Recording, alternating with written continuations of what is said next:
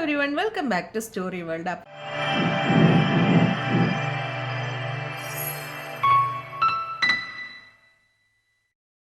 ഇന്നത്തെ സ്റ്റോറി എന്ന് പറയുന്നത് മിറാക്കിൾ മാൻസിനെ കണ്ടിട്ടുണ്ട്. അതായത് ഒരു ദിവസത്തിൽ തൻ്റെ ജീവിതം തന്നെ മാറി മറിയുക എന്ന് പറയുന്നത് ഒരു ചെറിയ കാര്യമല്ല. അങ്ങനെ ആർക്കും തന്നെ സംഭവിക്കില്ല.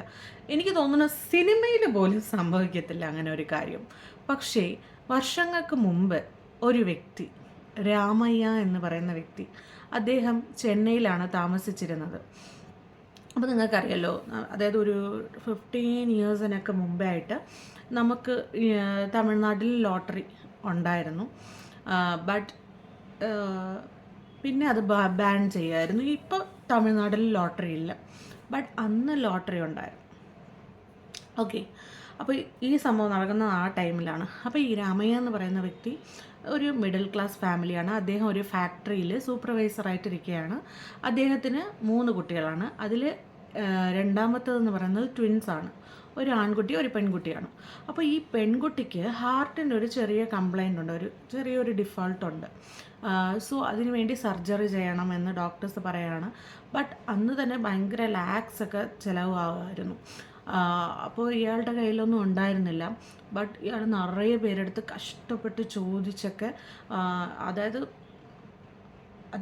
അദ്ദേഹത്തിന് എന്തൊക്കെ വരുമാനമുണ്ടോ അതൊക്കെ വിട്ടിട്ട് അദ്ദേഹം ട്രീറ്റ്മെൻറ്റ് നോക്കുകയാണ്. ഇതിൻ്റെ കയ്യിൽ ഒന്നുമില്ല എന്ന അവസ്ഥ ആയ സമയത്ത് എന്താണെന്ന് പറഞ്ഞാൽ, ഇദ്ദേഹത്തിൻ്റെ ഫ്രണ്ട്സൊക്കെ ചേർന്നിട്ട് ഒരു ഷെയർ ഇട്ട് ഒരു ഫണ്ട് റേസ് ചെയ്ത് ഇയാൾക്ക് കൊടുത്താണ് ഇയാൾ ഹെൽപ്പ് ചെയ്യുന്നത്.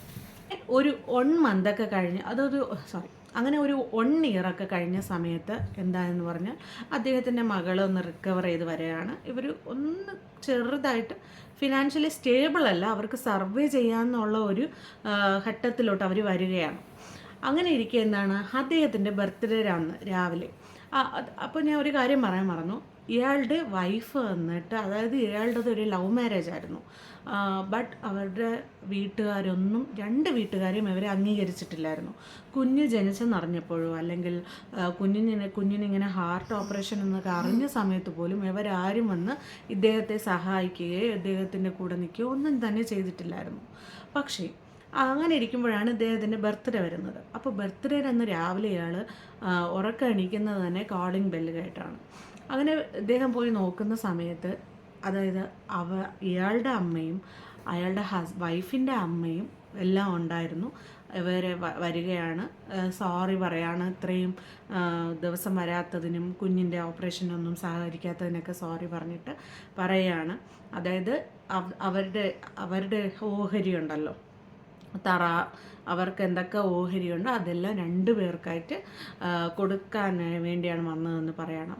സോ അന്ന് അദ്ദേഹത്തിൻ്റെ ഡേ സ്റ്റാർട്ട് ചെയ്തത് ഭയങ്കര പ്ലസൻറ്റ്ഫുള്ളി ആയിരുന്നു. അത് കഴിഞ്ഞിട്ട് ഇദ്ദേഹം ഓഫീസിൽ പോവാണ്. ഓഫീസിൽ പോകുന്ന സമയത്ത് അവിടെ എല്ലാവരും ഇയാൾക്ക് വേണ്ടി വെയിറ്റ് ചെയ്തിരിക്കുകയാണ്. ബർത്ത്ഡേക്ക് കേക്കൊക്കെ വാങ്ങിച്ച് അവിടെ എല്ലാവരുമായിട്ട്, അതായത് അവിടുത്തെ എല്ലാ കൊളീഗ്സും ചേർന്ന് അദ്ദേഹത്തിൻ്റെ ബർത്ത്ഡേ സെലിബ്രേറ്റ് ചെയ്യുന്നു. അദ്ദേഹം ഒന്ന് സ്റ്റണ്ണായിരിക്കുകയാണ്. കാരണം അങ്ങനെയൊന്നും ആർക്കും അതായത് ഹൈ അതോറിറ്റീസിലുള്ളവർക്ക് മാത്രമേ അങ്ങനെയൊക്കെ സെലിബ്രേറ്റ് ചെയ്യാറുള്ളൂ. പക്ഷേ അയാൾക്ക് വേണ്ടി സെലിബ്രേറ്റ് ചെയ്തപ്പോൾ അയാൾക്ക് ഭയങ്കര ഒരു സ്റ്റണ്ണിങ് ആയിരുന്നു. അങ്ങനെ ഇരിക്കുമ്പോൾ അവിടെ മാനേജർ വരികയാണ്, വന്നിട്ട് പറയാണ്, നിൻ്റെ ബർത്ത്ഡേ മാത്രമല്ല, ഇന്നൊരു ഹാപ്പി ന്യൂസ് കൂടെ ഉണ്ട്. നിനക്ക് പ്രൊമോഷൻ നിനക്കുള്ള അലവൻസ് കൂടുകയാണ്. പ്രൊമോഷൻ എന്ന് പറയുന്നത് അസിസ്റ്റൻറ്റ് മാനേജറായിട്ടാണ് പ്രൊമോട്ട് ചെയ്യുന്നത് എന്നുകൂടെ പറയാണ്. ഇദ്ദേഹത്തിന് വണ്ടറടിച്ചേ. കാരണം ഒറ്റ ദിവസത്തിൽ 2 ലോട്ടറിയായി. അങ്ങനെ ഉച്ചയൊക്കെ കഴിഞ്ഞ് കുറേ സമയം കഴിയുമ്പോഴത്തേക്ക് ഇയാൾക്കൊരു കോള് വരികയാണ്. അദ്ദേഹം ഒരു ലോട്ടറി എടുത്തിരുന്നു. ആ ലോട്ടറി വന്ന് 2 കോടിയുടെ ഒരു ലോട്ടറി ആയിരുന്നു. അദ്ദേഹത്തിന് ആ ലോട്ടറി അടിക്കുകയായിരുന്നു, 2 കോടി രൂപ. അദ്ദേഹം അതോടെ തന്നെ എല്ലാം അധികം സന്തോഷിക്കണോ സങ്കടപ്പെടണോ എന്നുള്ള ഒരവസ്ഥയിലായിരുന്നു. കാരണം എന്താണെന്ന് വെച്ചാൽ ഒറ്റ ദിവസം തന്നെ ഇത്രയും ഹാപ്പിനെസ് വരുമ്പോൾ ആർക്കായാലും ഒരു പേടി വരുമല്ലേ, എന്തെങ്കിലും അൺയൂഷ്വലായിട്ട് നടക്കുമോ എന്നുള്ള ഒരു പേടി വരുമല്ലോ, ആ പേടിയിലാണ് അദ്ദേഹം അന്ന് ആ വീട്ടിൽ പോയത്. വീട്ടിൽ പേടിച്ച് പോയി. കാരണം അന്നൊരു വേറൊരു കാര്യം കൂടെ ഉണ്ടായിരുന്നു. അദ്ദേഹത്തിൻ്റെ മോളുടെ ഹാർട്ട് ചെക്ക് റിവ്യൂ ഡേ ആയിരുന്നു അന്ന്. അപ്പോൾ ഇയാൾ പേടിച്ചാണ് അവിടെ പോയത് വീട്ടിലോട്ട്. അപ്പോൾ പോയ സമയത്ത് അയാളുടെ ഭാര്യ പറയായിരുന്നു, ഡോക്ടേഴ്സ് എന്ന് പറഞ്ഞു, അവളിനി മറ്റുള്ളവരെ പോലെ തന്നെ ഒരു നോർമൽ ഹാർട്ടിൻ്റെ ഉടമയാണ്, അവളുടെ എല്ലാ പ്രോബ്ലവും സോൾവ് ആയിട്ടുണ്ട്. ഇനി നമ്മൾ ഒരു 2-3 ഇയേഴ്സിന് ഒന്ന് ഹെൽത്തി ആയിട്ട് അവളെ ഡയറ്റും അവൾക്കുള്ള ആക്ടിവിറ്റീസും ഫിസിയോതെറാപ്പി ഇതൊക്കെ ചെയ്ത് അവളെ ഒന്ന് മെയിൻറ്റെയിൻ ചെയ്തെടുത്താൽ മതി. അല്ലാതെ നോർമലായിട്ടുണ്ട്. കാരണം ഈ നോർമൽ സ്റ്റേബിൾ ആവാൻ വേണ്ടിയാണ് ഇതൊക്കെ പറഞ്ഞിട്ടുള്ളത്. മെഡിസിൻസൊക്കെ നിറയെ കുറച്ചിട്ടുണ്ട് എന്നൊക്കെ പറയണം. ഇതുകൂടെ കേട്ടപ്പോൾ അയാൾക്ക് ഭയങ്കര സന്തോഷമാണെങ്കിലും അന്നും അയാൾ ഉറങ്ങിയില്ല. കാരണം അടുത്തത് എന്തായിരിക്കാം, അതായത് നമുക്കായിരുന്നാലും നമ്മൾ ഒരുപാട് ചിരിച്ചു കഴിയുമ്പോൾ നമുക്ക് തോന്നാറുണ്ടല്ലേ എന്തെങ്കിലും സങ്കടം വരുമോ, നമ്മളിന്ന് ഒരുപാട് ചിരിച്ചല്ലോ എന്നുള്ള ഒരു ക്വസ്റ്റ്യൻ മാർക്ക് വരുമല്ലോ. ആ അവസ്ഥയായിരുന്നു അദ്ദേഹത്തിനന്ന്. അന്ന് പീസ്ഫുള്ളായിട്ട് ഉറങ്ങിയിട്ടില്ല. കാരണം ഇത്രയും സന്തോഷം കിട്ടിയെങ്കിലും സന്തോഷം കിട്ടാത്ത അവസ്ഥയായിരുന്നു. പക്ഷേ നെക്സ്റ്റ് ഡേ അയാളുടെ ലോട്ടറിയുടെ എല്ലാ കാര്യവും നടക്കുകയാണ്. ബാങ്ക് ആൾക്കാരൊക്കെ വന്നത് ചെയ്യുകയാണ്. പക്ഷേ അയാൾ എന്ത് ചെയ്തെന്ന് പറഞ്ഞാൽ ഒരു അയാൾ ജോലിയൊന്നും വിട്ടില്ല, ആ ജോലിയിൽ തന്നെ കണ്ടിന്യൂ ചെയ്യുകയായിരുന്നു. അയാൾക്ക് കിട്ടിയ ലോട്ടറി പൈസ കൊണ്ട് ഒരു ഹോസ്പിറ്റൽ പണിയായിരുന്നു. ആ ഹോസ്പിറ്റൽ പ്രത്യേകിച്ചും പാവപ്പെട്ടവർക്ക് വേണ്ടിയാണ്. അതായത് പാവപ്പെട്ടവരെ ബാക്ക്ഗ്രൗണ്ട് നോക്കിയിട്ട് അവർ പണം ഇല്ലാത്തവരാണെങ്കിൽ സർജറീസ്, അവരുടെ ട്രീറ്റ്മെൻ്റ് എല്ലാം ഫ്രീ ആയിട്ട് കൊടുക്കുകയായിരുന്നു.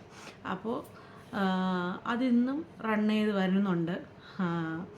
അത് കാരണം നമ്മൾ അവരുടെ അടുത്ത് ചോദിക്കാതെയാണ് ഈ സ്റ്റോറി പറയുന്നത്. എൻ്റെ അടുത്ത് ഒരു ഫ്രണ്ട് ഷെയർ ചെയ്തതാണ്. സോ അവൾ പറയാൻ പറഞ്ഞു, ബട്ട് അവൾ പറഞ്ഞു പേര് മാത്രം മെൻഷൻ ചെയ്താൽ മതി, നമ്മുടെ അതൊന്നും മെൻഷൻ ചെയ്യണ്ടെന്ന് പറഞ്ഞു. അതുകൊണ്ടാണ്.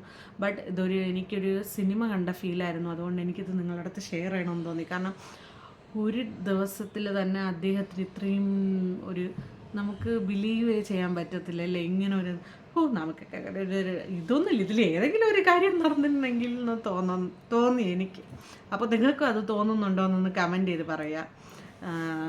അത് പറഞ്ഞപ്പോഴാണ് this is my son, it's it. അപ്പോൾ നിങ്ങൾക്കെല്ലാവർക്കും എൻ്റെ സ്റ്റോറീസൊക്കെ ഇഷ്ടപ്പെട്ടെന്ന് കരുതുന്നു.